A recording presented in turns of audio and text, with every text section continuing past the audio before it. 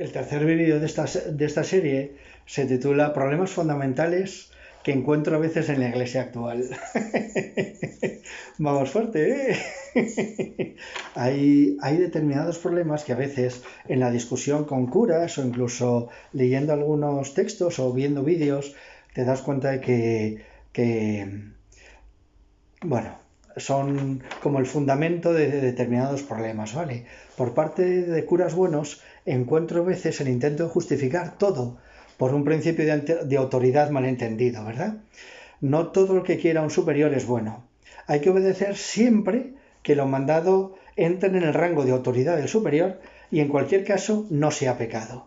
Fuera de esto no hay que obedecer. Por ejemplo, si un obispo le dice a un sacerdote que tiene que entrar dentro de determinada espiritualidad o tiene que formar parte de determinado movimiento, a no ser evidentemente que le quiera hacer el capellán, el director espiritual de esa institución, eso, pero no se trata de que el obispo pueda decidir qué espiritualidad puedes tener tú o no. Tú tienes la libertad para vincularte a cualquier cosa, ¿verdad? De tal forma que también hay un punto ahí que si te piden un pecado, ahí hay que decir que no. Esto es. Vosotros imaginaos que de pronto llega el obispo y me dice a mí que tengo que permitir que determinado sacerdote, que es un reconocido hereje, dé una charla en mi parroquia. Pues me puedo oponer. ¿Por qué? Porque eso sería un pecado. Exponer a la gente a algo nocivo contra la fe, ¿verdad?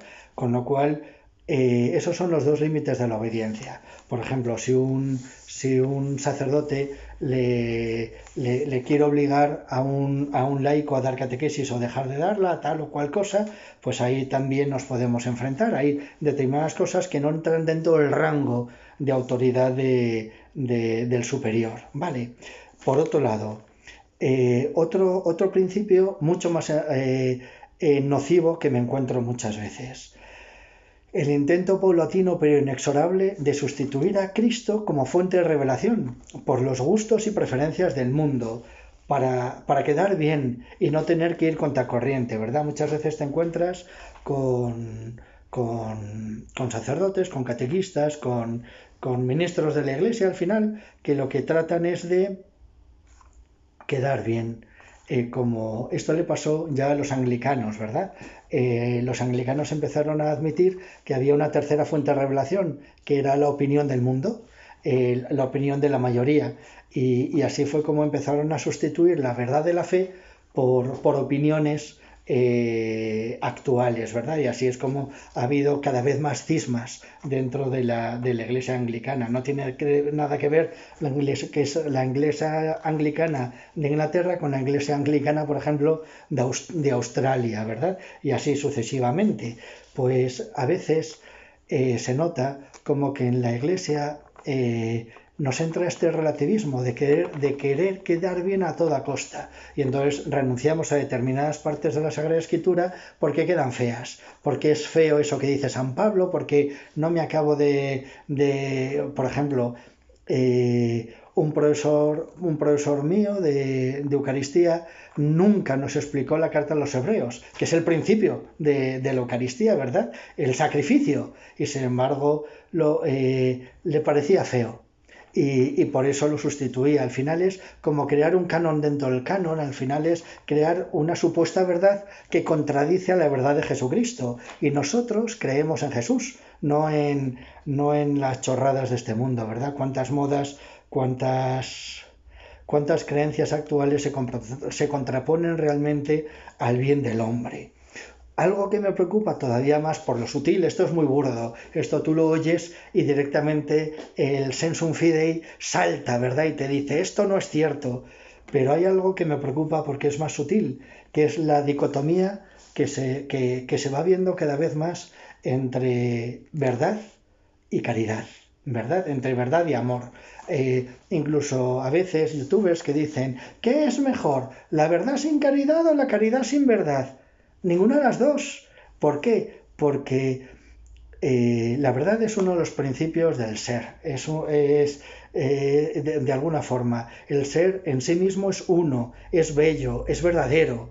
De alguna forma, si despojamos a la verdad de la caridad, que es su fundamento, vosotros pensad, si Dios es verdad, y Dios es el fundamento de todo creado, si Cristo es la palabra revelada del Padre y el que nos muestra el amor del Padre, y es el fundamento de toda verdad, yo soy el camino, la verdad y la vida, si Cristo es la verdad, ¿cómo puedo desgajar la verdad de la caridad?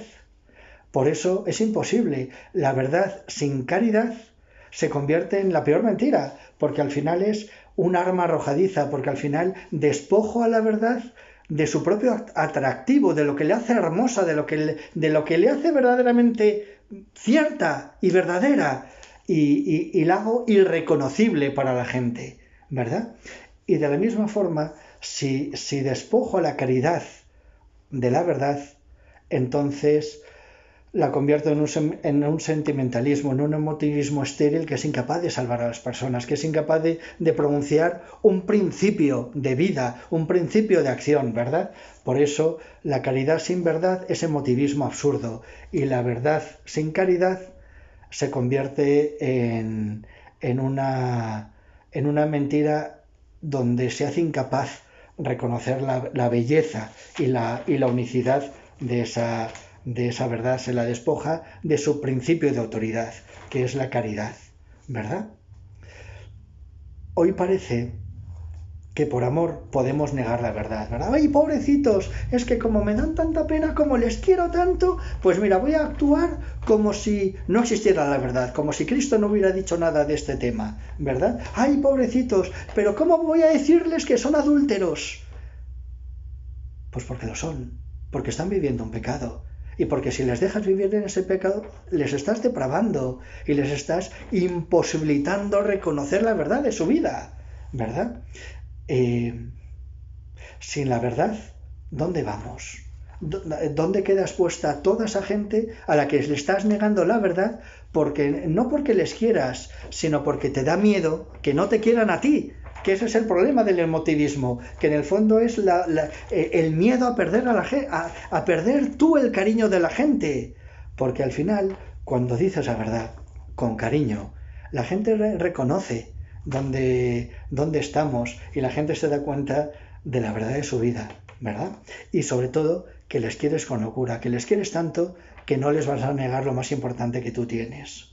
Y esto conduce al cuarto punto, el emotivismo, que reduce la caridad a la pena, ¿verdad?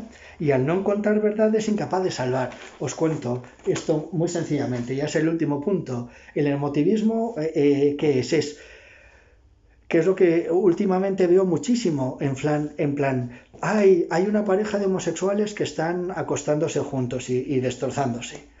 Y tú dices, ay, pobrecito, qué pena me dan. Voy a intentar quererles mucho. Pero claro, despojado de verdad. ¿Eso a dónde te lleva? A condenarles.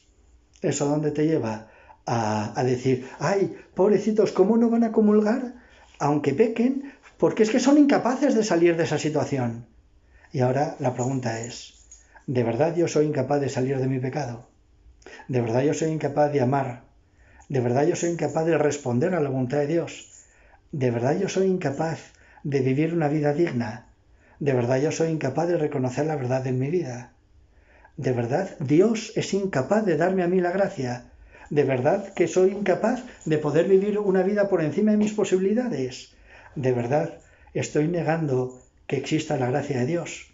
Y es que ese es el problema, que cuando alguien reduce la caridad a la pena, es porque en el fondo no cree en Dios, no cree en la fuerza transformadora de la gracia. Yo puedo vivir una vida por encima de mis posibilidades, yo puedo vivir una vida de respuesta a Dios, yo puedo vivir con Cristo para siempre, yo puedo vivir la misma vida de Cristo, si me agarro a la gracia de Dios.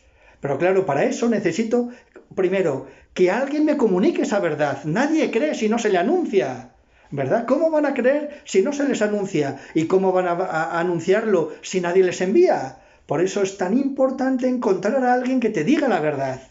Y que luego, y esa es la verdadera caridad, que te acompañe por el camino de la reconciliación con Dios y de poder responder a Dios con toda tu vida.